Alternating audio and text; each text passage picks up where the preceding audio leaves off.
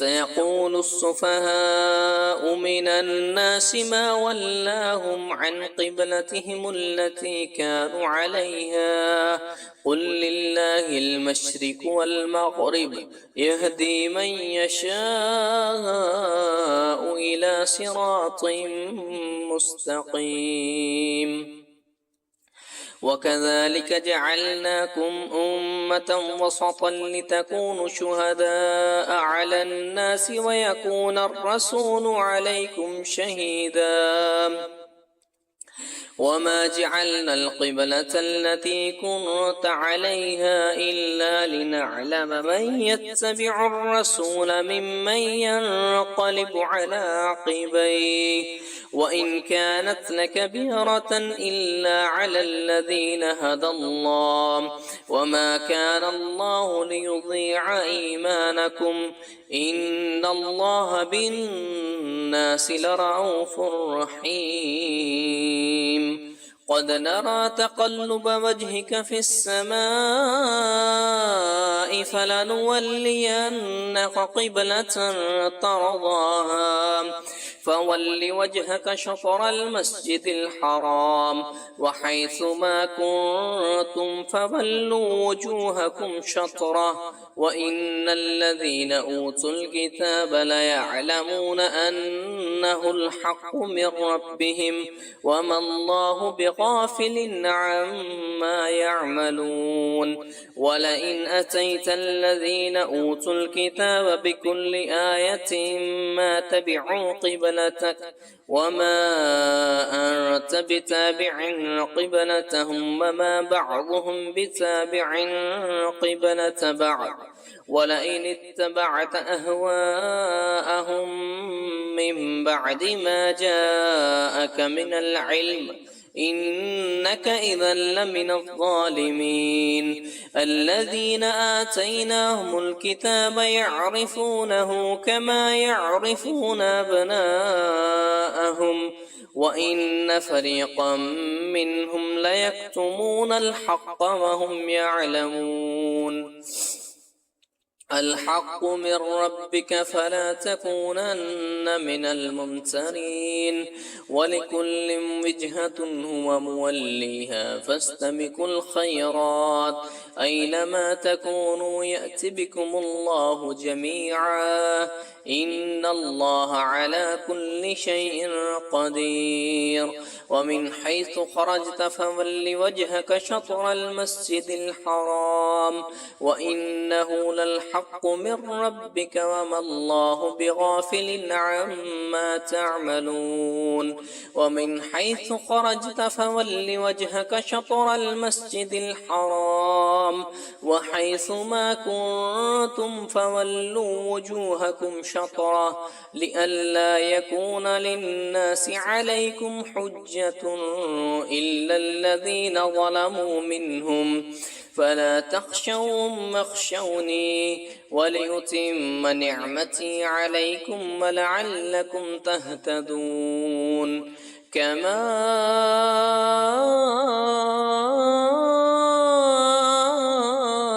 أرسلنا فيكم رسولا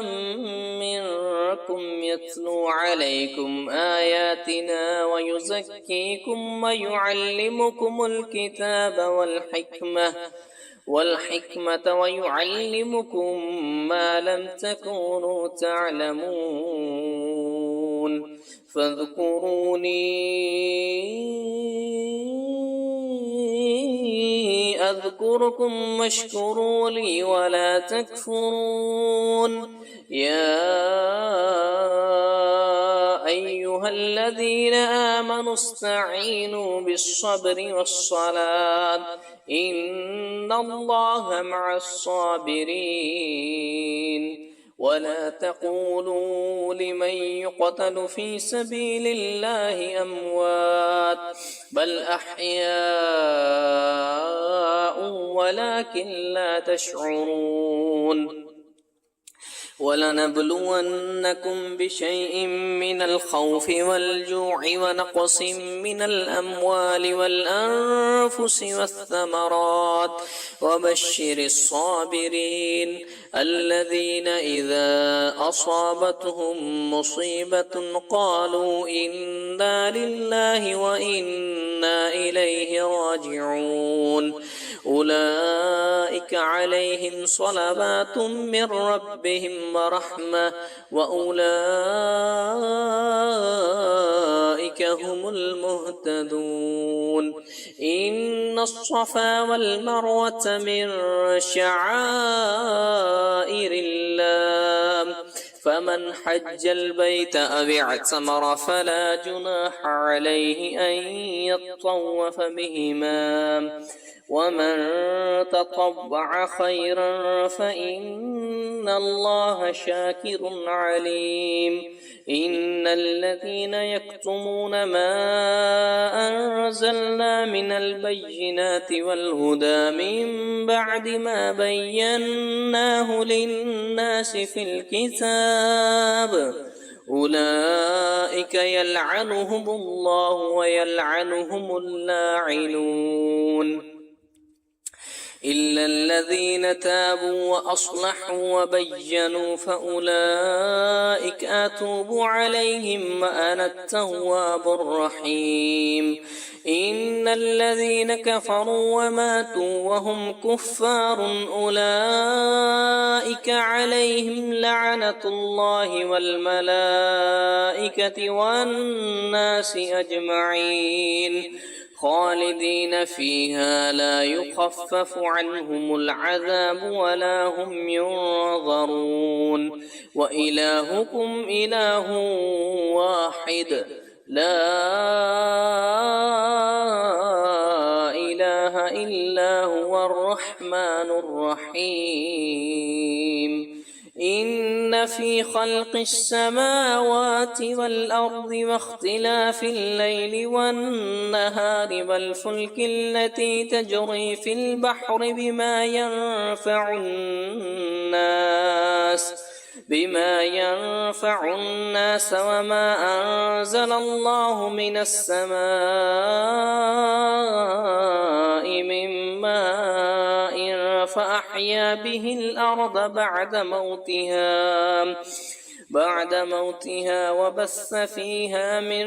كل دابة وتصريف الرياح والسحاب المسخر بين السماء والأرض لآيات لقوم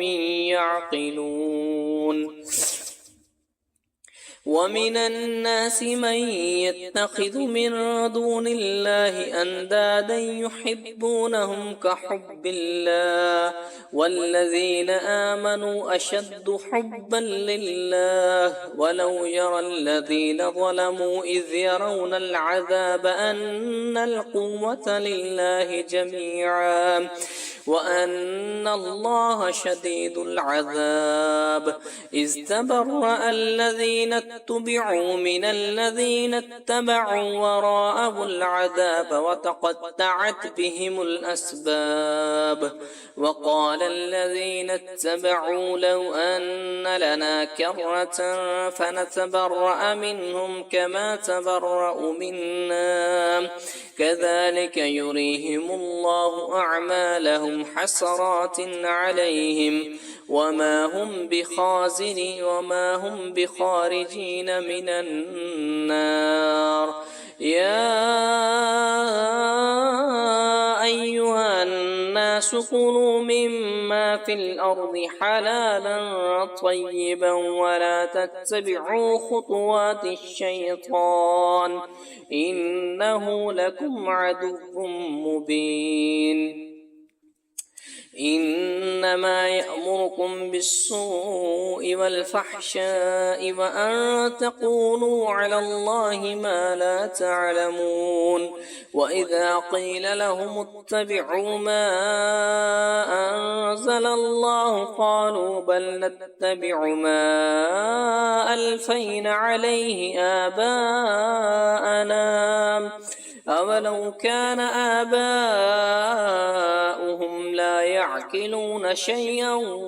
ولا يهتدون ومثل الذين كفروا كمثل الذي ينعق بما لا يسمع إلا دعاء ونداء صم بكم عمي فهم لا يعقلون يا أيها الذين آمنوا كلوا من طيبات ما رزقناكم واشكروا لله إن كنتم إياه تعبدون إنما حرم عليكم الميتة والدم ولحم الخنزير وما أهل به لغير الله فمن اضطر غير باغ ولا عاد فلا إثم عليه إن الله غفور رحيم إن الذين يكتمون ما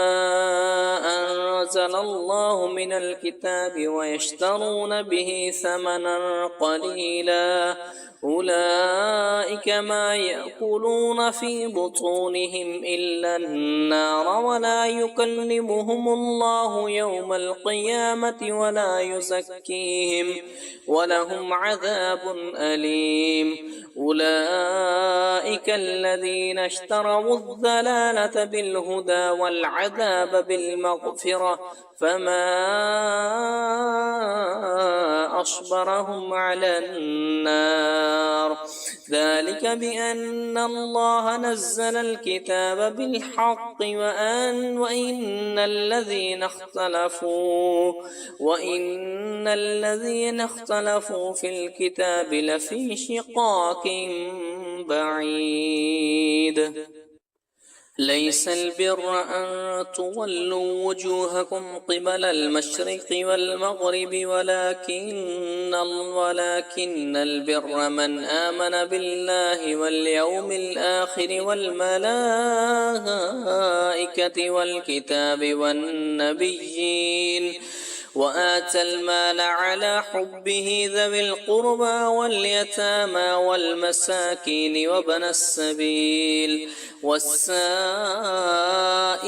وفي الرقاب وأقام الصلاة وآتى الزكاة والموفون بعهدهم إذا عاهدوا والصابرين في البأساء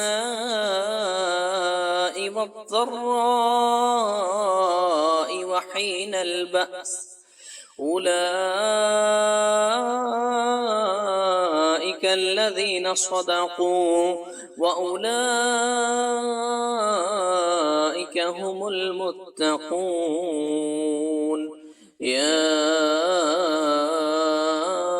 أيها الذين آمنوا كتب عليكم القصاص في القتلى الحر بالحر والعبد بالعبد والأنثى بالأنثى فمن عفي له من أخيه شيء فاتباع بالمعروف وأداء إليه بإحسان ذلك تخفيف من ربكم ورحمة فمن اعتدى بعد ذلك فله عذاب أليم ولكم في القصاص حياة يا أولي الألباب لعلكم تتقون كتب عليكم إذا حضر أحدكم الموت إن ترك خيرا الوصية للوالدين والأقربين بالمعروف حقا على المتقين فمن بدله بعدما سمعه فإنما إثمه على الذين يبدلونه إن الله سميع عليم فمن خاف من موص جنفا أو إثما فأصلح بينهم فلا إثم عليه إن الله غفور رحيم يا أيها الذين آمنوا كتب عليكم الصيام كما كتب على الذين من قبلكم لعلكم تتقون أياما معدودات فمن كان منكم مريضا أو على سفر فعدة من أيام أخر وعلى الذين يطيقونه فدية طعام مسكين فمن تطوع خيرا فهو خير له وأن تصوموا خير لكم إن كنتم تعلمون شهر رمضان الذي أنزل فيه القرآن هدى للناس وبينات من الهدى والفرقان فمن شهد منكم الشهر فليصمه ومن كان مريضا أو على سفر فعدة من أيام أخر يريد الله بكم اليسر ولا يريد بكم العسر ولتكملوا العدة ولتكبروا الله على ما هداكم ولعلكم تشكرون وإذا سألك عبادي عني فإني قريب أجيب دعوة الداعي إذا دعاني فليستجيبوا لي وليؤمنوا بي لعلهم يرشدون أحل لكم ليلة الصيام الرفث إلى نسائكم هن لباس لكم وأنتم لباس لهن علم الله أنكم كنتم تختانون أنفسكم فتاب عليكم وعفى عنكم فالآن باشرهن وابتغوا ما كتب الله لكم وكلوا واشربوا حتى يتبين لكم الخيط الأبيض من الخيط الأسود من الفجر ثم أتموا الصيام إلى الليل ولا تباشروهن وأنتم عاكفون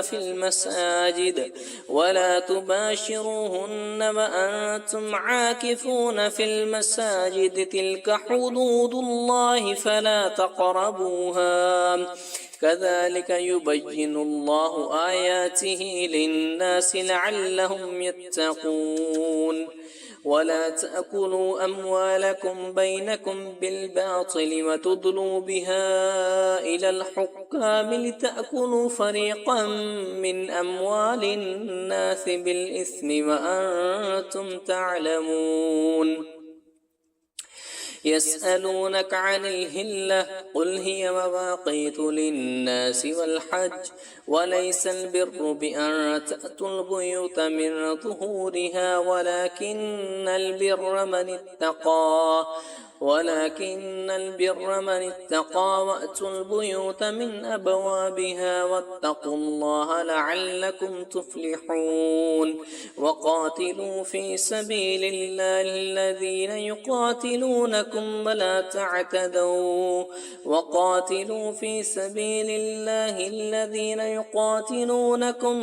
تعتدوا إن الله لا يحب المعتدين وقتلوهم حيث ثقفتموهم وأخرجوهم من حيث أخرجوكم والفتنة أشد من القتل ولا تقاتلوهم عند المسجد الحرام حتى يقاتلوكم فيه فإن قاتلوكم فاقتلوهم كذلك جزاء الكافرين فإن انتهوا فإن الله غفور رحيم وقاتلوهم حتى لا تكون فتنة ويكون الدين لله فإن انتهوا فلا عدوان إلا على الظالمين الشهر الحرام بالشهر الحرام والحرمات قصاص فمن اعتدى عليكم فاعتدوا عليه بمثل ما اعتدى عليكم واتقوا الله واعلموا أن الله مع المتقين وأنفقوا في سبيل الله ولا تلقوا بأيديكم إلى التهلكة وأحسنوا إن الله يحب المحسنين وأتموا الحج والعمرة لله فإن أحصرتم فما استيسر من الهدي ولا تحلقوا رؤوسكم حتى يبلغ الهدي محله فمن كان منكم مريضا أو به أذى من رأسه ففدية من صيام أو صدقة أو نسك فإذا أمنتم فمن تمتع بالعمرة إلى الحج فما استيسر من الهدي فمن لم يجد فصيام 3 أيام في الحج و7 إذا رجعتم تلك 10 كاملة ذلك لمن لم يكن أهله حاضر المسجد الحرام واتقوا الله واعلموا أن الله شديد العقاب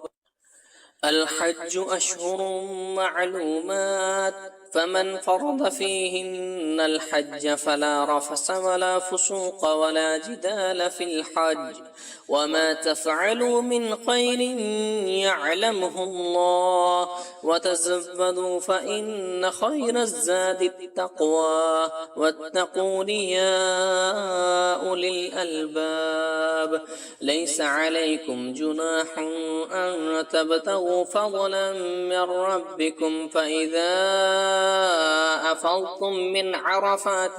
فاذكروا الله عند المشعر الحرام واذكروه كما هداكم وإن كنتم من قبله لمن الضالين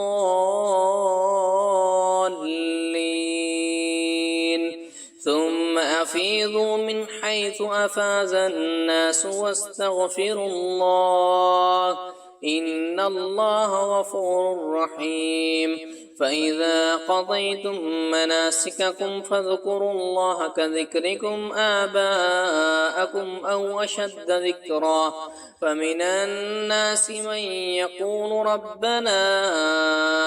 آتنا في الدنيا وما له في الآخرة من خلاق ومنهم من يقول ربنا آتنا في الدنيا حسنة وفي الآخرة حسنة وقنا عذاب النار أولئك لهم نصيب مما كسبوا والله سريع الحساب واذكروا الله في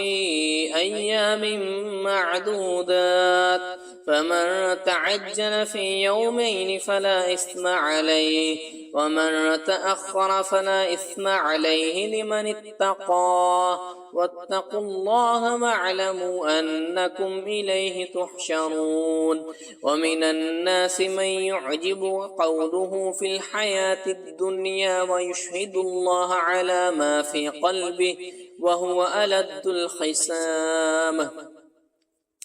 وإذا تولى سعى في الأرض ليفسد فيها ويهلك الحرث والنسل والله لا يحب الفساد وإذا قيل له اتق الله أخذته العزة بالإثم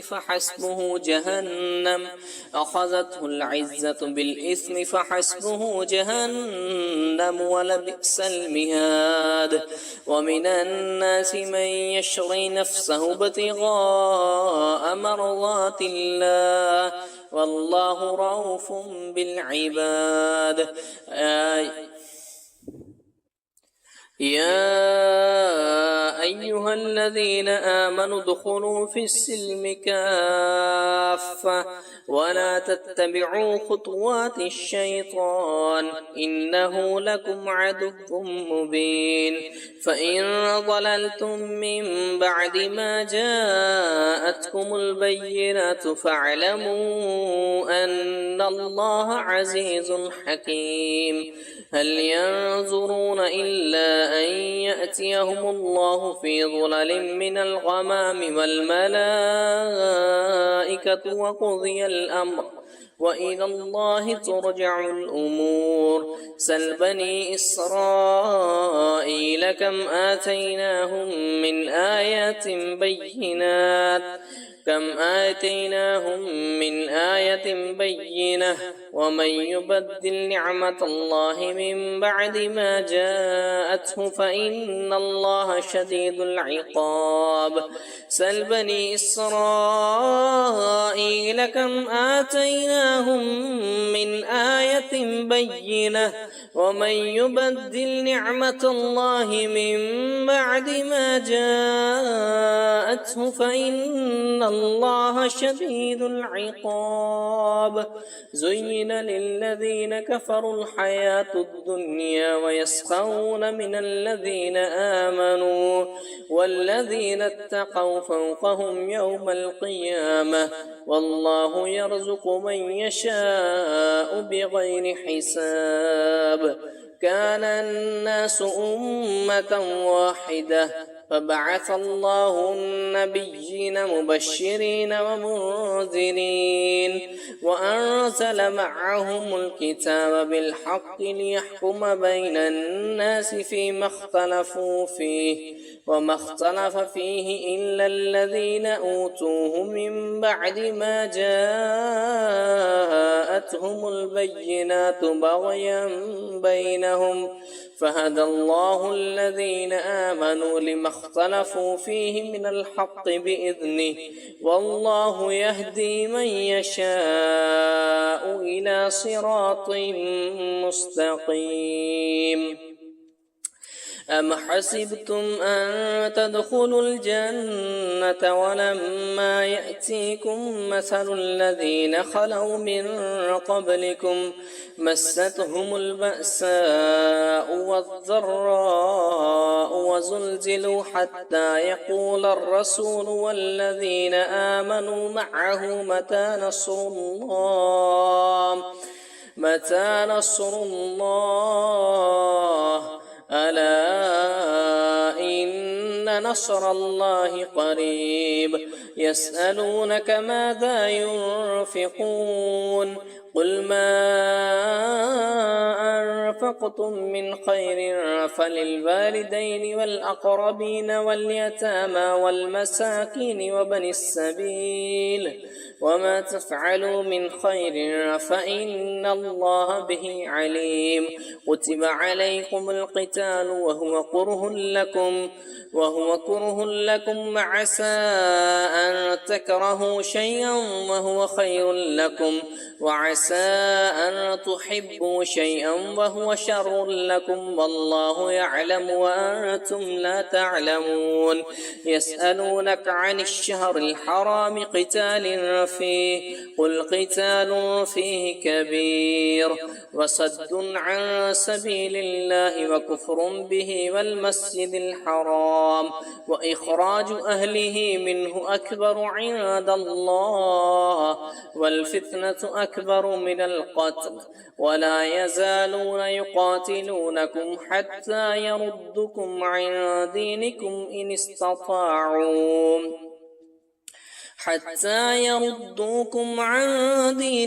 إن استطاعوا ومن يرتد منكم عن دينه فيمت وهو كافر فأولئك حبطت أعمالهم في الدنيا والآخرة وأولئك أصحاب النار هم فيها خالدون. إن الذين آمنوا والذين هاجروا وجاهدوا في سبيل الله أولئك يرجون رحمة الله والله غفور رحيم. يسألونك عن الخمر والميسر قل فيهما إثم كبير ومنافع للناس وإثمهما أكبر من نفعهما ويسألونك ماذا ينفقون قل العفو كذلك يبين الله لكم الآيات لعلكم تتفكرون في الدنيا والآخرة ويسألونك عن اليتامى قل إصلاح لهم خير وإن تخالطوهم فإخوانكم والله يعلم المفسد من المصلح ولو شاء الله لأعنتكم إن الله عزيز حكيم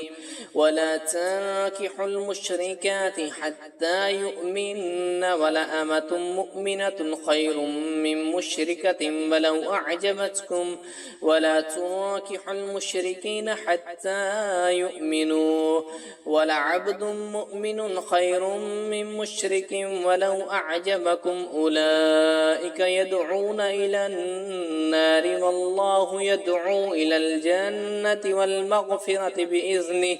ويبين آياته للناس لعلهم يتذكرون ويسألونك عن المحيض قل هو أذى فاعتزلوا النساء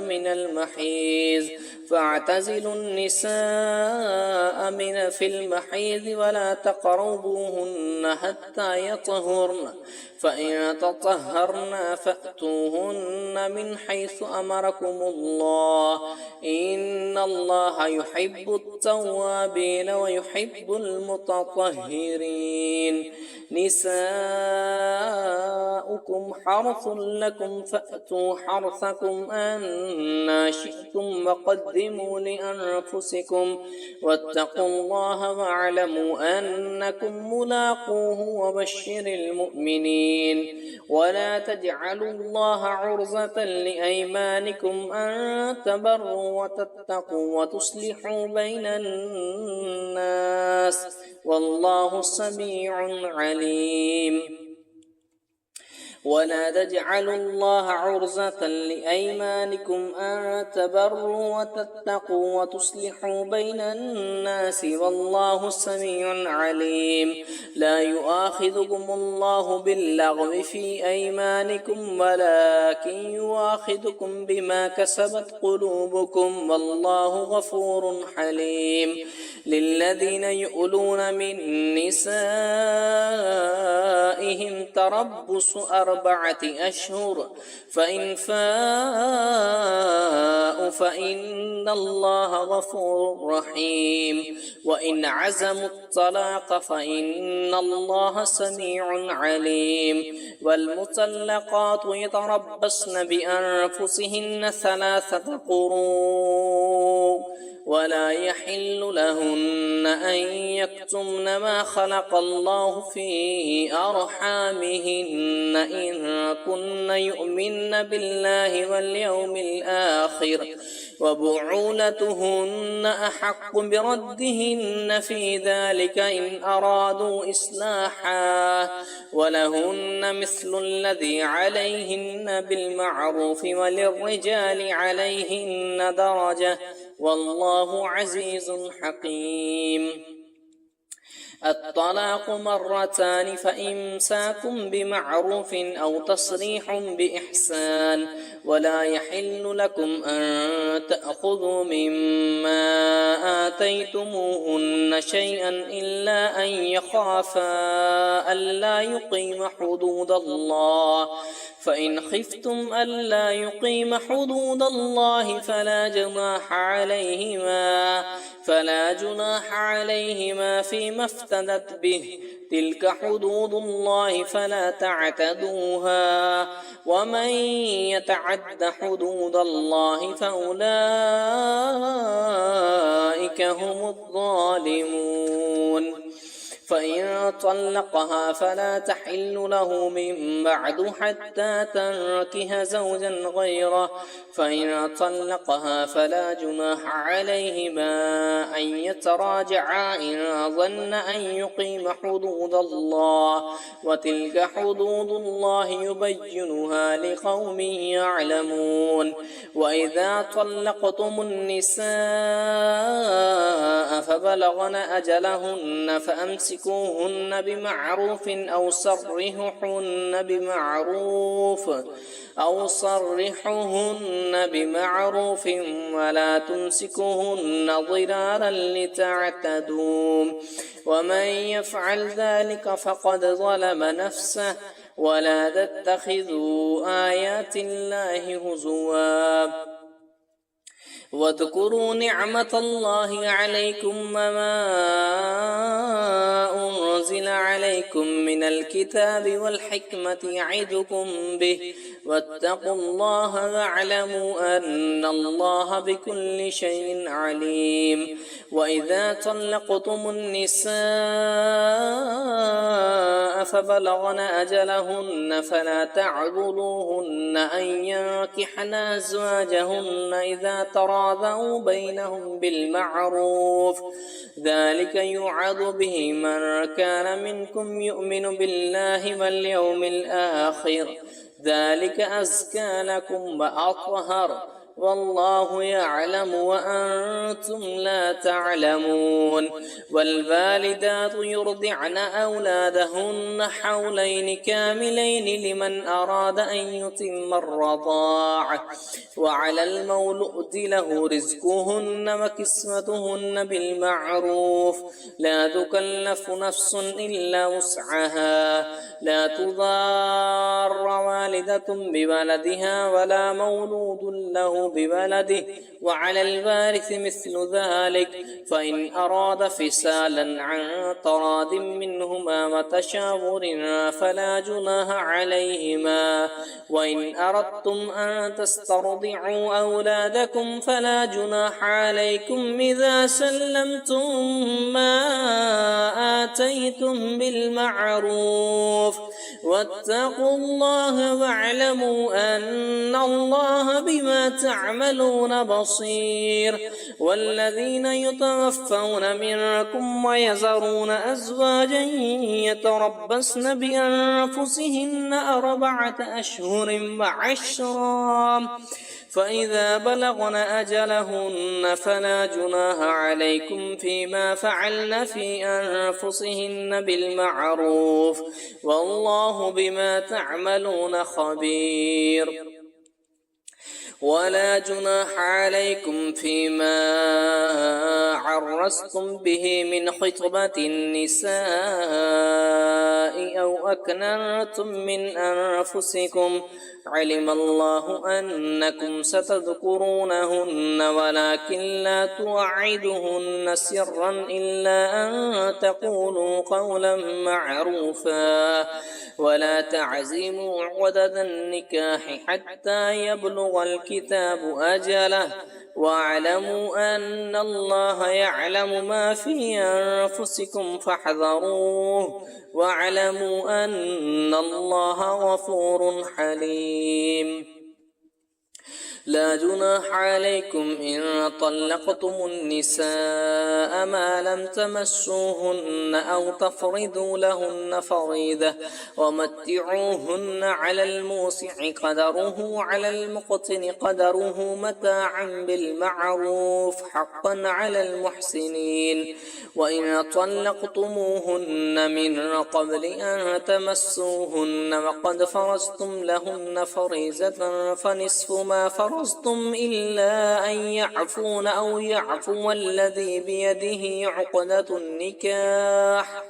وأن تعفوا أقرب للتقوى، ولا تنسوا الفضل بينكم إن الله بما تعملون بصير. حافظوا على الصلوات والصلاة الوسطى وقوموا لله قانتين فإن خفتم فرجالا أو ركبانا فإذا أمنتم فاذكروا الله كما علمكم ما لم تكونوا تعلمون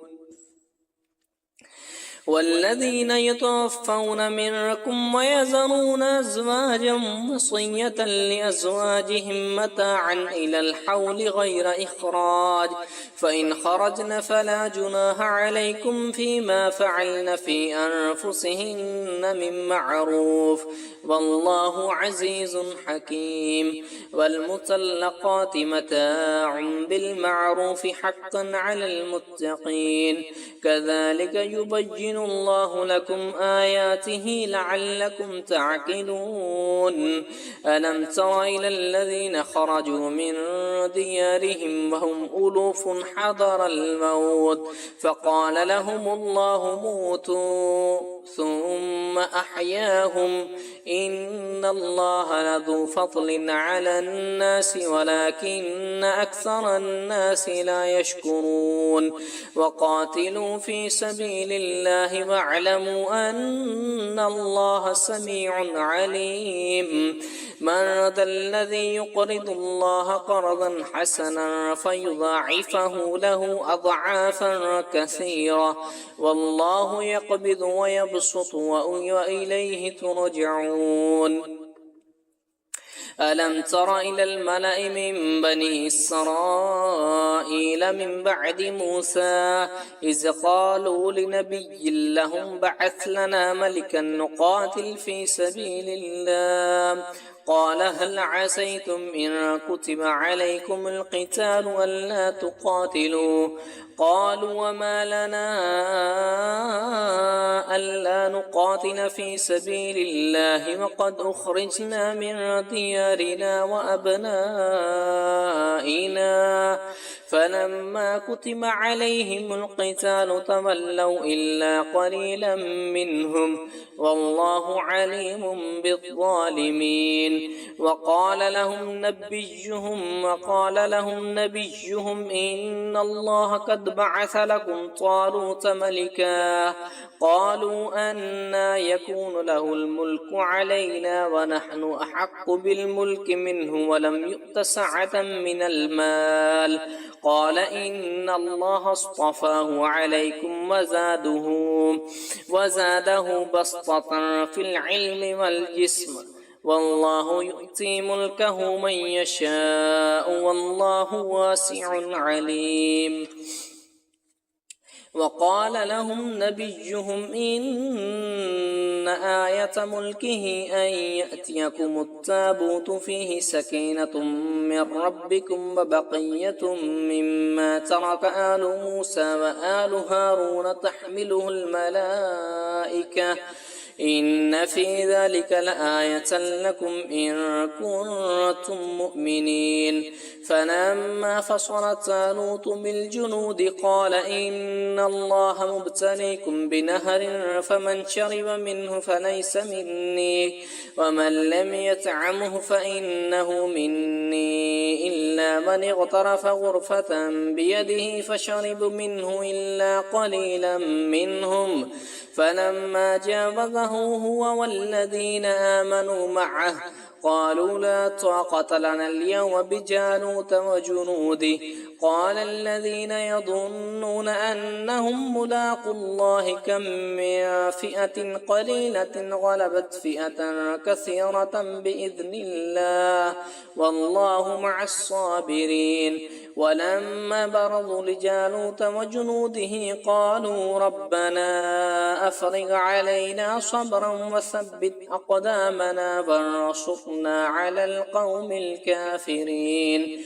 فهزموهم بإذن الله وقتل داود جالوت وآتاه الله الملك والحكمة وعلمه مما يشاء ولولا دفع الله الناس بعضهم ببعض لفسدت الأرض ولكن الله ذو فضل على العالمين تلك آيات الله نتلوها عليك بالحق وإنك لمن المرسلين